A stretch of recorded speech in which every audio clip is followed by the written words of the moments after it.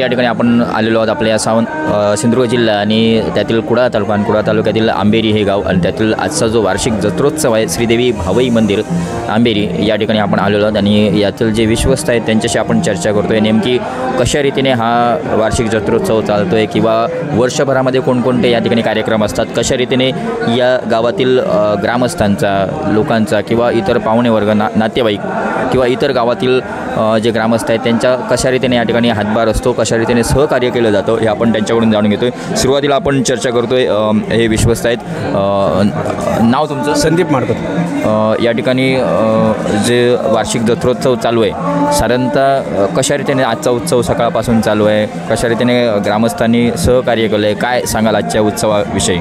आमचा जत्रा उत्सव वार्षिक आहे, त्यामुळे देवळी उपाळ्याच्या तिसऱ्या दिवशी जत्रा उत्सव आमचा नित्यनेहमी असतो। आमच्या गावातील लोकसंख्या खूप कमी याच्यामध्ये आहे, पण आमचे गाव जरी कमी असला तरी मंदिराकडे कुठलाही कार्यक्रम असला त्याचं नियोजन सगळं गावाच्यातर्फे आम्ही नियोजन करतो। त्याच्यानंतर आम्ही प्रत्येक गावातले म्हणजे जे व्यक्ती आहेत ते आपलं कमिटी आहे ती सोडून ती कमिटी ती कार्यरत असतील, इतर कमिटीच्या इतरिक्त पोरगे आहेत ते पण कार्यक्रमासाठी प्रत्येक आपलं तन मन धन लावून मुंबईवरून पुण्यावरून पोरं येतात, तन मन धन लावून आपलं सहकार्य करतात, अनमोल म्हणजे मोलाचं सहकार्य करतात। हे झालं आजच्या ह्या वार्षिक जत्रोत्सवाच्या बाबतीत। वर्षभरामध्ये साधारणतः कोणकोणते उत्सव किंवा कार्यक्रम म्हणजे नवरात्र उत्सव तो 10 दिवस चालतो, दसऱ्यापर्यंत चालतो। गट स्थापनेपासून 10 दिवस कार्यक्रम चालतात, भजनं असतात, कीर्तन असतात, त्याचप्रमाणे फुगड्या, पारंपरिक फुगड्या, इतर काय काय सांस्कृतिक कार्यक्रम त्या दिवशी आम्ही घेतो। 10-11 वाजेपर्यंत कार्यक्रम चालतात, रात्री 12 वाजेपर्यंत। या ठिकाणी जे कार्यक्रम वगैरे होत असतात त्याला आर्थिक जे पाठबळ असतं ते काय नियोजन आर्थिक? लोकांच्या सहकार्यातूनच होतं।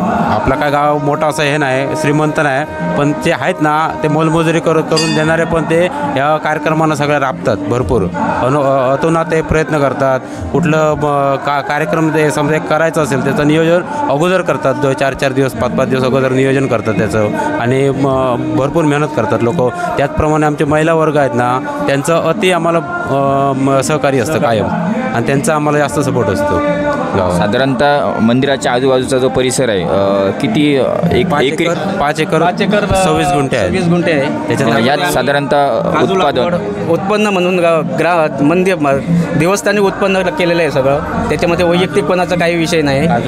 काजू बांबू म्हणजे काजू लावलेले आहेत, जवळ 300-350 काजू कलमं लावले आहेत। बांबू जवळजवळ मला वाटतं 600-700 मुळं आहेत बांबूचे, त्याच्यामुळे आमचं भविष्यात आम्हाला ते उत्पन्न मला होतं ते इतर ना तो सगळं आमचा त्याच्यातून भागतो। त्याची जी लागवड जी तुम्ही केलं आहे त्याला खत पाणी किंवा इतर जे नियोजन आहे, कारण त्यांना महत्त्वाचं पाणी देणं ग्रामस्थच करतात। म्हणजे आमच्या टोटल महिला वर्ग किंवा इतर जो सगळा हे आहे ना समाज आहे तेच सर्व याचं नियोजन करतात। त्यांना ते एक हे दिलेलं असतो, काय माहीत आहे, प्रत्येकाची पाळी लावलेली आहे, एक 4-4 दिवसाची किंवा 5 दिवसाची 4 दिवसाची अशी पाळ्या म्हणजे त्यांच्या प्रत्येक वाडीवर आम्ही पाळ्या लावलेले असतो। म्हणजे त्या नियोजनानुसार हे पूर्ण काम चालू आहे वर्षभरामध्ये। मग त्याला पाण्याची सोय वगैरे काय? पाण्याची सोय ते विहीर आहे आणि आमच्या काही पाण्याची व्यवस्था केलेली आहे, त्यासाठी पैसे वगैरे दिले तरतूद केली आहे। त्यानंतर आमचे भगीरथ प्रतिष्ठान आहे, त्यांचा आम्हाला सहयोग आहे, त्यांच्याकडून आम्हाला होतं वारंवारी।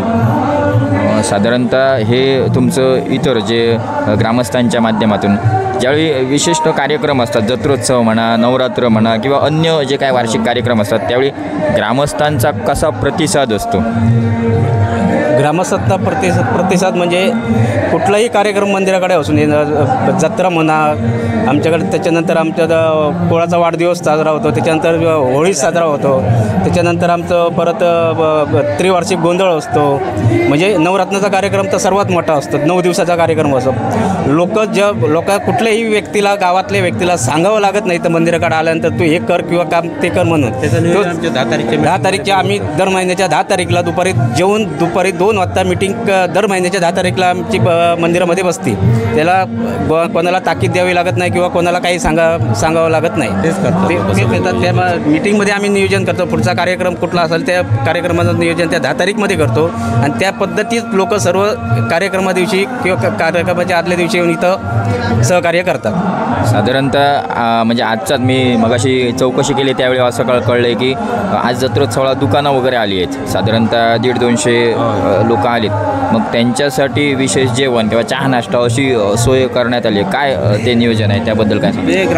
ग्रामस्थांचं आमच्या मना म्हणजे ग्रामस्थ बोले कोणाला ते मंदिराजवळ आले त्याला सगळा महाप्रसाद करून त्यांना पाठवतो. ग्रामस्थ म्हणून म्हणा किंवा मानकरी म्हणून म्हणा इथं सकाळपासून संध्याकाळ रात्रपर्यंत राहतात. त्यांच्यासाठी दुपारी काहीतरी जेवण, ते घरी जाऊन जेवण येण्यापेक्षा आमचे घर मंदिर आमच्या वस्तीपासून जवळजवळ 1 किलोमीटर आहे.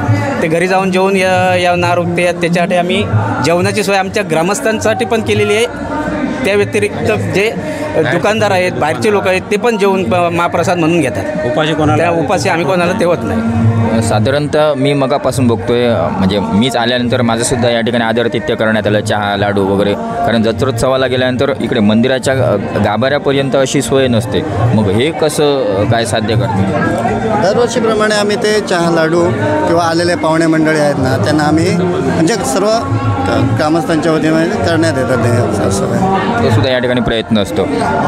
साधारणतः हा जो काही उत्सव चालू आहे, गावातील लोक किंवा इतर गावातील जे ग्रामस्थ आहेत त्यांचा कशा रीतीने याकडे बघण्याचा दृष्टिकोन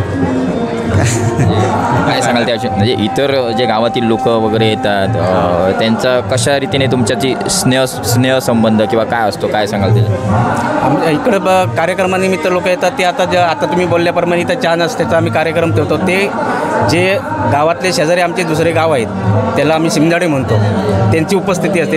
ते देवीला नारळ ठेवायला येतात. त्यांनी देवीला नारळ ठेवल्याच्यानंतर आम्ही त्यांचा मानपान करतो. त्यांना चहा लाडू बिडू देतो, म्हणजे चहा नाश्ता म्हणजे काय असेल ते देतो.